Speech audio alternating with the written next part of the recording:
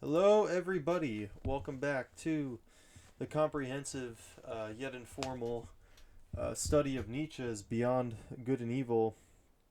I'm here with Dean today.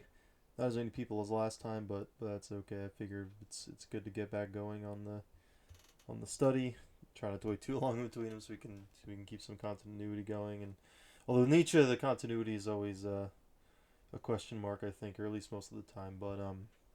But in any case, we're back, continuing up on with this seventh paragraph here. They're just numbered. There's not too much structure to this, it seems, although definitely some coherent themes. We picked up last time, like, questioning the history of philosophy, especially some specific figures were name dropped, or some of their concepts were specifically name dropped, like Hegel, Spinoza, um, stuff like that. So as well as just general themes um, that Nietzsche seems to be into, like multiplicity, vitalism, right, life-based philosophy. Um, Certainly like power. So yeah, we're just continuing. So that's what's going on here. Um, yeah. Dean, do you have any preliminary remarks? Not particularly. Let's get into it. Alrighty. Do you wanna start reading? Sure. Cool. Okay. Point number 7. How malicious philosophers can be. I know of nothing more stinging than the joke Epicurus took the liberty of making on Plato and the Platonists. He called them Dionysicolakes. Big word there. In its original sense, and on the face of it, the word signifies flatterers of Dionysus. Consequent, consequently, man, I'm all over. Consequently, tyrants, accessories, and lickspittles. Besides this, however, it is as much to say they are all actors. There's nothing genuine about them. For Dionysiokolax was the popular name for an actor, and the latter is really the malignant reproach that Epicurus cast upon Plato. He was annoyed by the grandiose manner, the mise en scene of which Plato and his scholars were masters, of which Epicurus was not a master. He, the old school teacher of Samos, who sat concealed in his little garden at Athens and wrote 300 books, perhaps out of rage and ambitious envy of Plato, who knows? Greece took 100 years to find out who the garden god Epicurus really was. Did she ever find out? Yeah. Um, Nietzsche's definitely being more of a destroyer here. Uh, uh, he doesn't like Plato. Surprise. um, Uh, um, He doesn't seem to like Epicurus much either. yeah, yeah. Uh, Um, I mean, he kind of makes fun of him just as bad in a way. yeah, there's the two sides of it that he's seeing, and he thinks both are not good. He calls he from what I'm gathering, from interpreting this correctly, both of them seem to be actors in his view, right? Uh, Nothing genuine about them. Um, just I writing think for books me, concealed in a garden. well, I think he's saying, I mean, Plato, Epicurus is calling Plato an actor, and Nietzsche's sort of with that, but Epicurus is also kind of a fraud in a way. He's like a bitter little angry man, you know? Seems what he's saying about him. And Yeah. that he's envious of Plato, and that he's, just seething with rage about it. Um, so he doesn't seem to think too fondly of either of them. Yeah. I mean, he seems more reverent of Epicurus, He does. He does. um, but he still doesn't pull his punches. Yeah. He Yeah. doesn't think they're flatterers of Dionysius. um,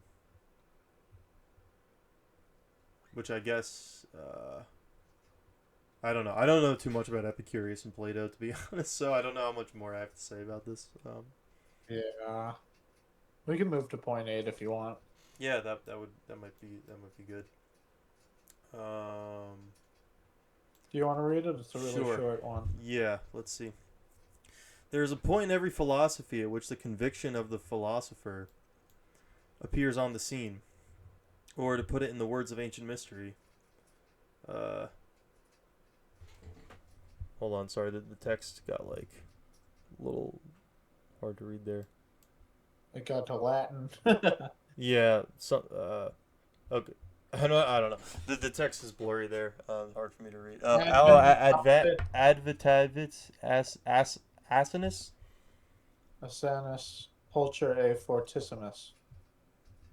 I'm not sure what that means. I don't know, but let's see. Um, There's a point in every philosopher with the conviction of the flaw. So something about the philosopher's conviction. Um, well, let me quickly get a translation of yeah, I was gonna the say Latin. maybe I'll look it up, but if you're able to do that, that'd be cool. So two monitors are for. Let's go. Um, the ass arrived beautiful and most brave. The ass arrived, most beautiful and most brave. Yes. Um, Um, yeah. so I guess the it's kind of just saying that like the philosopher's conviction is nothing more than just like I don't know, it isn't worth much, I guess. um, Yeah, I mean, even though it I even think though it it taught. appears it at maybe connecting this with the previous one, it's an act, right? It acts all sort of like authoritative, but doesn't Hold really. on. What's that? Just just give me a sec. Something's happening. Hold Oh, on. sorry. No problem.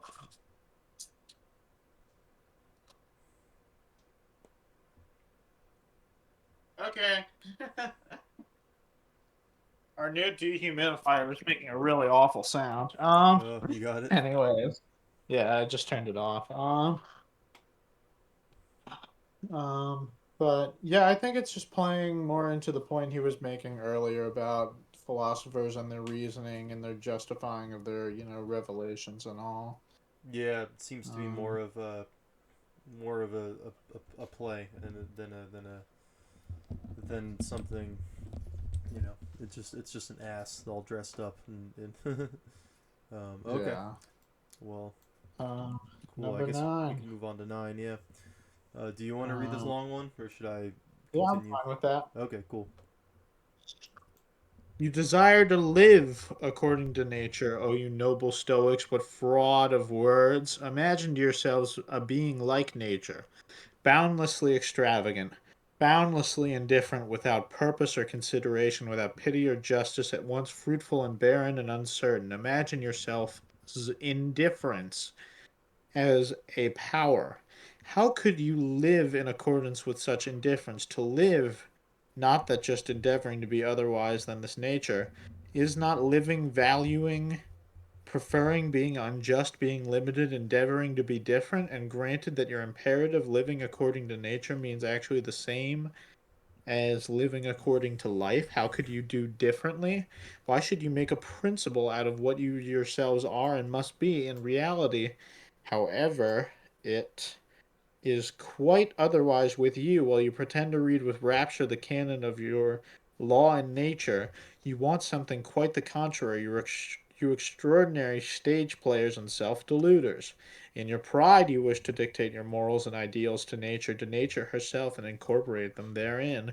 You insist that it shall be nature according to the Stoa, and would like everything to be made after your own image, as a vast internal glorification and generalism of Stoicism. With all your love for truth, you have forced yourself so long, so persistently, and with such hypnotic rigidity to see nature falsely, that is to say stoically, that you are no longer able to see it otherwise, and have no and to crown all, some unfathomable superciliousness gives you the bedlamite hope that because you are able to tyrannize over yourselves, stoicism is self-tyranny. Nature will also allow herself to be tyrannized over. Is not the Stoic a part of nature? But this is an old and everlasting story. What happened in old times with the Stoics still happens today. As soon as ever a philosophy begins to believe in itself, it always creates the world in its own image. It cannot do otherwise. Philosophy is this tyrannical impulse itself, the most spiritual will to power, the will to creation of the world, the will to the causa prima. Yeah, this is great. This is my favorite one of this session so far. I don't know about you, Dean, but Yeah, I um, really do. This is, I mean, he's really saying something here. yeah, he's Like actually, he's not just calling names anymore. He's he's making what definitely is I think a really great argument, especially like for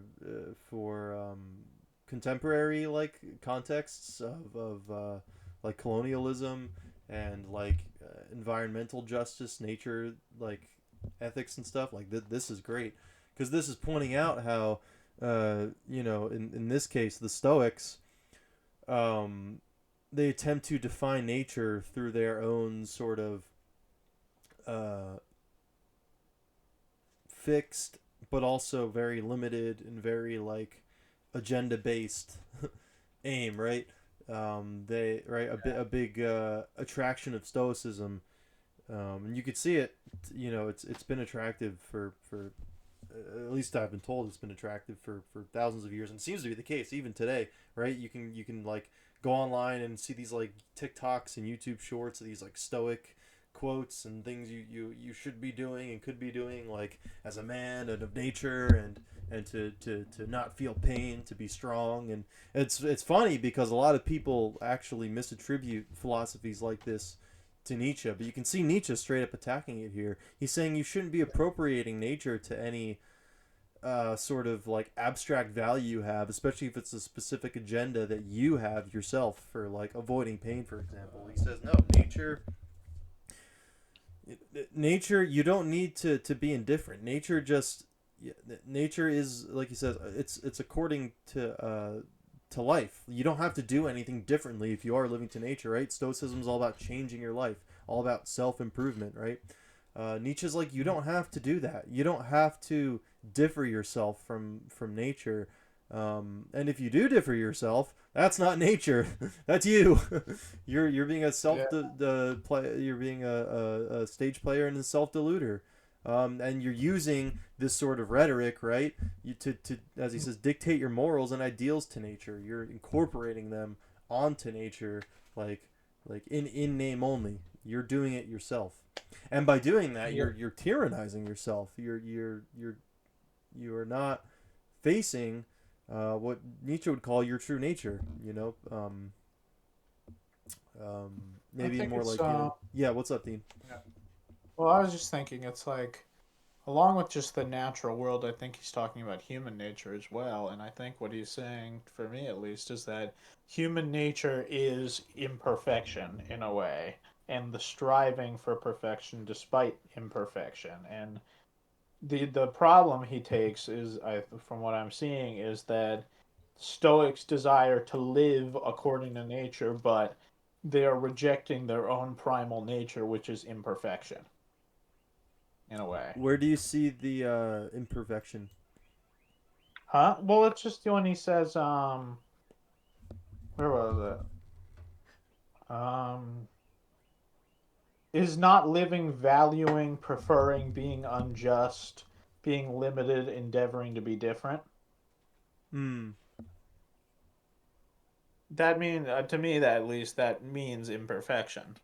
It's like to live is to not is to be, what's the word? Biased and Yeah. imperfect and, you know, Yeah, no, that makes sense now. I'm seeing it, and then yeah, and then to try to delude yourself and to like try to stoic yourself out of these tendencies and to perfect yourself, quote unquote, would totally yeah. That's just a sham, and it's also self tyranny. yeah, and it's like I think with the self tyranny, he's saying like you are rejecting nature in a way Yeah. by forcing yourself to be different from how you are when you can embrace your imperfection and strive to change it without, rejecting it. That's what I'm getting from it, at least. Yeah, definitely. Um, Um, yeah, no, yeah, that's yeah, I think that's great. I don't know if I have too much more to say about that. Other than like vague connection to psychoanalysis, the confronting desire and sort of uh, facing that and taking responsibility for it too. So I don't know, big connection I there, mean, but it's a similar critique of stoicism oh, and it's also I think he might have also said something about uh, yeah, eternal glorification and generalism. That's the thing too, is that the Stoics claim to be following nature, but like the things they say end up being so general that like it's like I don't know, totally empty and void of any actual like content you would go out and see like in nature in the world. It's like you read these stoic things and you watch these nowadays, especially people online, these like stoic people and creators, not all of them, but a lot of like the like the clickbaity like grinds like and but then you go out into like the real world and it's just all of that is like null and void because stoicism is just it's just a generalism and an eternal glorification of like a fixed value. It's not a doesn't actually reflect nature. So sort of like an empty generalization, which is also similar to Hegel's critique of stoicism and the phenomenology of spirit, which is another interesting connection. So but yeah, okay, so just that's all I think had that to say about that. Was there anything else you had to say, Dean, before we go on? I think it just cements Nietzsche as a very passionate man, someone who follows those passions and or at least writes about following those passions. I'm not sure about his personal life, but um, he seems very opposed to his like just the very nature of stoicism. His I think his idea is like living wildly and kind of free. Yeah. That's really all I got for this one. Yeah, that's he's totally against the indifference, right? How could you live in accordance with such indifference? That's not how nature works. It's not indifferent. It's full of like we might say passion and I was saying desire before. So yeah, I agree. Okay. Um, cool. You read that last one, right? Yeah. You want to Cool. read 10? Yes, that sounds good. Okay. All right, number 10. The eagerness and subtlety, I should even say craftiness with which the problem of the real and the apparent world is dealt with at present throughout Europe, furnishes food for thought and attention, and he who hears only a will to truth in the background and nothing else cannot certainly boast of the sharpest ears. In rare and isolated cases, it may really have happened that such a will to truth, a certain extravagant and adventurous pluck, a metaphysician's ambition of the forlorn hope, has participated therein. That which in the end always prefers a handful of certainty to a whole cartload of beautiful possibilities. There may even be uh, pur- puritanical fanatics of conscience who prefer to put their last trust in a sure nothing, rather than in an uncertain something. But that is nihilism, and the sign of a despairing, mortally wearied soul, notwithstanding the courageous bearing such a virtue may display.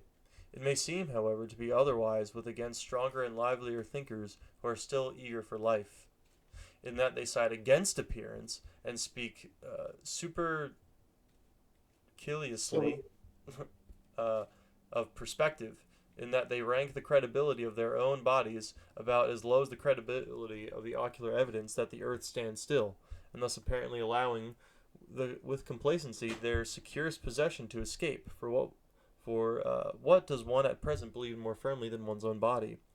Who knows if they are not really trying to win back something which was formerly an even securer possession, something of the old domain of the faith of former times, perhaps the immortal soul, perhaps the old God, in short, ideas which they could live better, that is to say, more vigorously, more joyously, than by modern ideas. There is distrust of these modern ideas in this mode of looking at things, a disbelief in all that has been constructed yesterday and today. There is perhaps some slight admixture of uh, satiety and scorn, which can no longer endure the bric-a-brac of ideas of the most varied origin, such as so-called positivism at present throws on the market, a disgust of the more refined taste at the village fair mottliness and patchiness of all these reality philosophers in whom there is nothing either new or true except this mottliness. Therein it seems to me that we should agree with those skeptical anti-realists and knowledge microscopists of the present day. Their instinct, which repels them from modern reality, is unrefuted. What do their retrograde bypaths concern us? The main thing about them is not that they wish to go back, but that they wish to get away therefrom.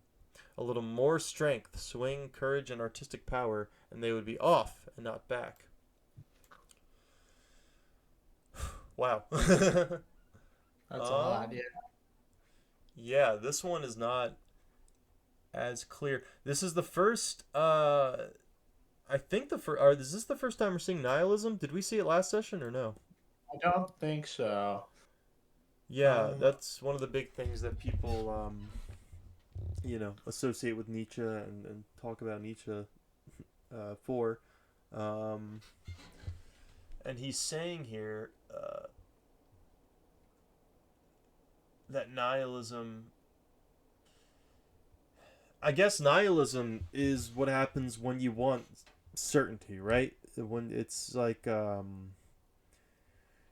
think of like when Descartes was doing his meditations and like he discovered that like if he wants to, he can just keep doubting, and the only thing he can really be sure of is that he is doubting, right? And obviously he makes uh, uh, deductions from there. But I think that's like a crucial point that Nietzsche is trying to emphasize, and probably re-steer the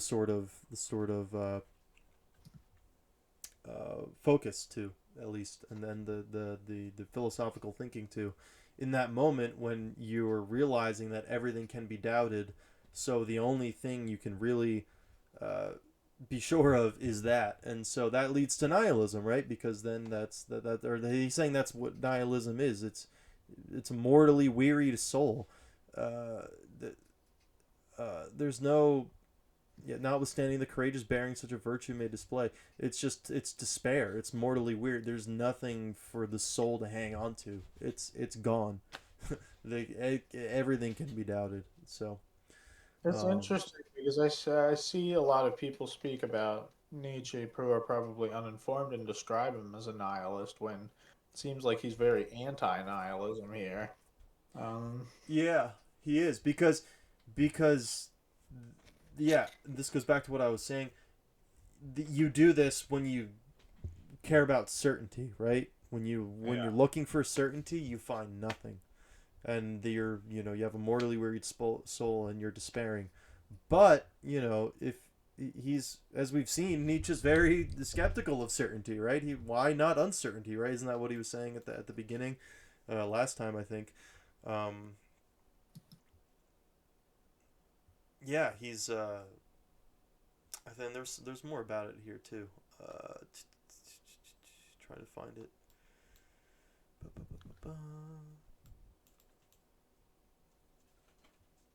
Seems to me that we should agree with those skeptical anti-realists and knowledge microscopists of the present day.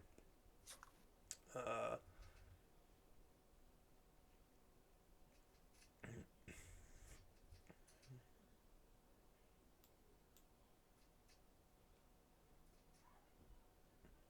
yeah, it seems to. Yeah, so I think a reason why he's trying to get on board with these, he calls them skeptical anti-realists and knowledge microscopists, um, is because they're the ones who are going to bring back strength and swinging courage and artistic power. Um, not the people who seek certainty. You're gonna find nothing there. Um,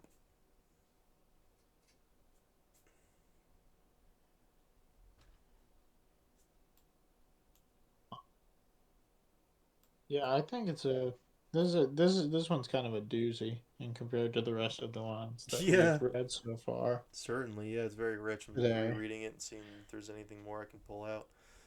There's a Um, lot going on. mhm.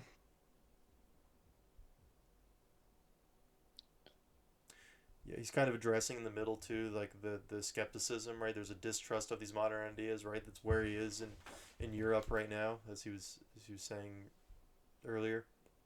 Hmm. Um, yeah, the sort of will to truth that Europe is obsessed with, these modern ideas, immortal soul, the old god. These are what are leading to nihilism, this search. So if we give up this search and give up on reality and start being anti-real and start like investigating like what knowledge is, instead of like sort of just blindly revering it as, this bringer of truth.